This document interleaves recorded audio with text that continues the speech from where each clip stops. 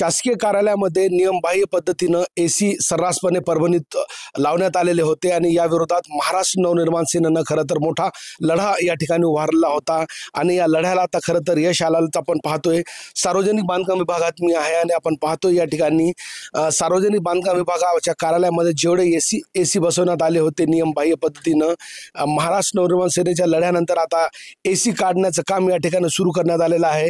खरं तर महाराष्ट्र नवनिर्माण सेनेकडून सातत्यानं हा लढा दिला जात होता। शासकीय कार्यालयामध्ये नियमबाह्य पद्धतीनं एसी काढून टाकण्यात यावेळी त्यांची मागणी होती। महाराष्ट्र नवनिर्माण सेनेचे काही पदाधिकारी माझ्यासोबत आहे। भैया मला सांगा नेमकं काय एसी काढण्यात संदर्भात तुम्ही आंदोलन उभा केला, तुमचं म्हणणं आहे की अवैध पद्धतीनं लावण्यात आले होते, नेमकं काय आक्षेप होता आणि काय यांच्यासाठी तरतूद आहे एसी बसवण्याची? सामान्य प्रशासनाचं एक GR आहे 2022चा की ज्याची वेतन श्रेणी S30 किंवा त्यापेक्षा अधिक आहे त्याच अधिकाऱ्यांच्या दालनात एसी आपण बसू शकतो। आणि इथं सर्रासपणे परभणी शहरात असो किंवा जिल्हाधिकारी कार्यालयापासून जिल्हा परिषद पासून सगळ्या कार्यालयात असो कोणाची वेतन श्रेणी ही S30 नाहीये। तर हे सगळेच असे अवैध एसी आहे। आता आम्ही टप्प्याटप्प्यानं आमचं चालू आहे। सार्वजनिक बांधकाम विभागासोबत लढाई लोकशाही मार्गाने होती आमची, 6 महिने चालली आणि आज तिथे यश मिळालेलं आहे। त्या अनुषंगाने आमचं हे आंदोलन याच्या पुढेही सुरू राहत जाईल। नेमकं कार्यालयामध्ये किती एसी बसवण्यात आले होते आणि नियम काय सांगतोय? टोटल 7 एसी होते आणि असं की कुठलाही अधिकाऱ्याच्या दालनात वाकुळी यंत्र म्हणजे एसी लावू शकत नाही असं सांगतो। बरं, आता सार्वजनिक बांधकाम वगळता आणखीन अशी किती कार्यालय ज्यामध्ये नियमबाह्य पद्धतीनं एसी बसवण्यात आलेले आहे आणि त्यावर तुमची मोहीम सुरू असणार? परभणी शहर आयुक्त म्हणजे परभणी शहर महानगरपालिका, जिल्हाधिकारी कार्यालय आणि जिल्हा परिषदची पूर्ण बिल्डिंग आणि असे अजून बरेच कार्यालय आहेत की जिथं नियमबाह्य एसी आहेत आणि तिथं आमचा लोकशाही मार्गाने पत्रव्यवहार सुरू आहे।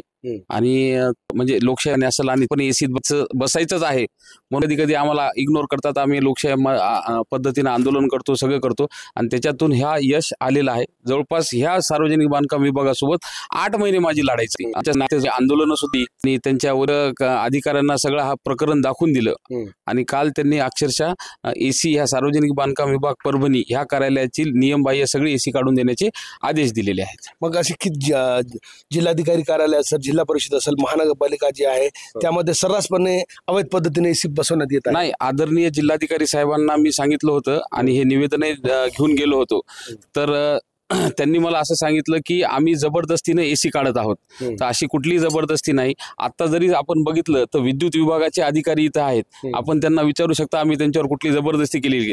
रीतसर सगळे पत्र देऊन पोलीस बांधव सुद्धा आम्ही इथं बोलून घेतलेले आहेत, त्याच्यामुळे कुठली जबरदस्ती नाही।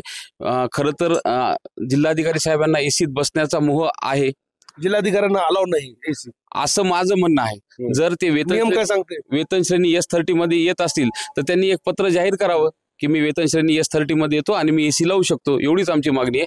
लवकरच दिवाळीनंतर म्हणजे दिवाळीचे फटाके तर अगोदरच फुटतील पण ह्या एसी संदर्भात जिल्हाधिकारी कार्यालयाची जी लढा आहे त्याचे फटाके नंतर महाराष्ट्र नवनिर्माण सेना 100% फोडेल। म्हणजे सार्वजनिक बांधकाम विभागाचा कार्यालय झाला आता पुढच्या कार्यालयामध्येही आंदोलन सुरूच असणार? हो 100% का नसणार। हे एखादं सामान्य माणसाला जर एखादं कागद कमी असला तर हे नियम काम करत आणि मग त्या नियमाने नियमबाह्य एसीत बसतात। मग एखादं कागद कमी असेल किंवा एखादं जनतेच्या चांगल्या कामासाठी तुम्ही नियमबाह्य काम करा ना। मग जसं एसीत बसताना तिथं नियम स्वतःला नियम नाही का? मग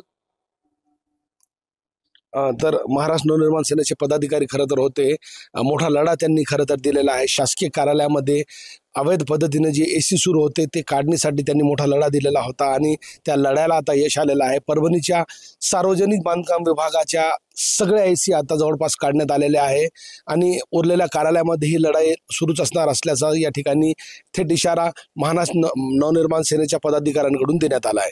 camera person Syed Khizar sir, Nazir Khan, TV9 Marathi, Parbhani.